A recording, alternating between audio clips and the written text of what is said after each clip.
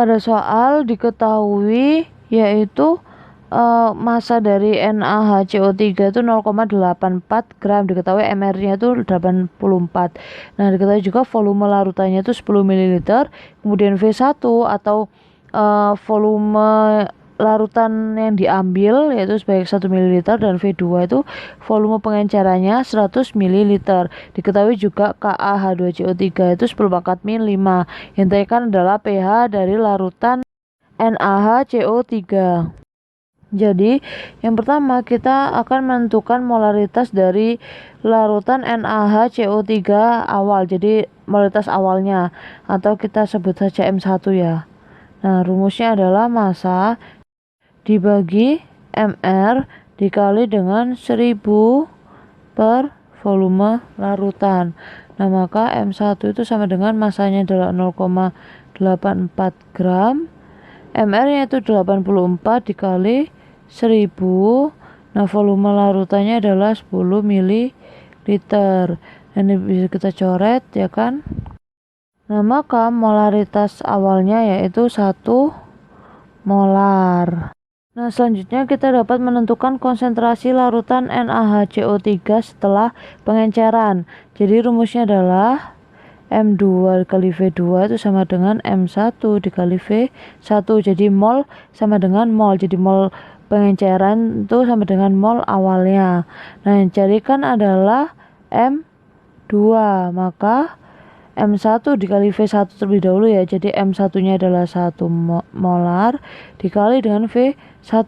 V1-nya yaitu 1 ml karena diambil segitu, kemudian dibagi dengan V2-nya.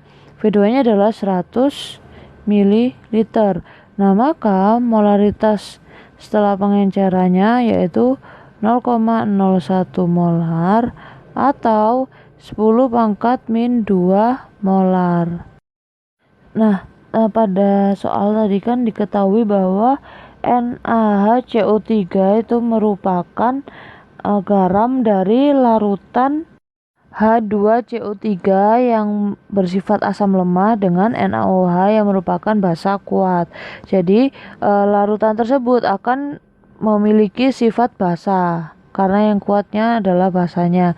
Jadi kita dapat menentukan konsentrasi ion OH-nya, yaitu rumusnya adalah Kw per Ka dikali molaritas yang kedua atau setelah pengenceran. Kw-nya itu 10⁻⁻14, kemudian Ka-nya adalah 10⁻⁻5. Nah, M2-nya tadi 10⁻⁻2.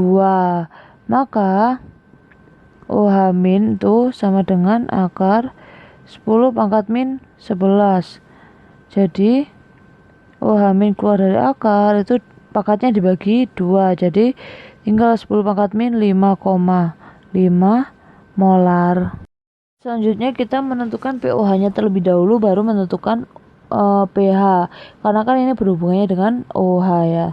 Jadi rumusnya adalah pOH itu sama dengan min log OH-. Nah, langsung kita masukkan saja OH-nya yaitu 10⁻⁻5,5. Nah, maka pOH-nya itu sama dengan 5,5. Selanjutnya baru kita dapat menentukan pH larutannya. Rumusnya yaitu 14 dikurangi pOH. Nah, jadi pH itu sama dengan 14 dikurangi 5,5.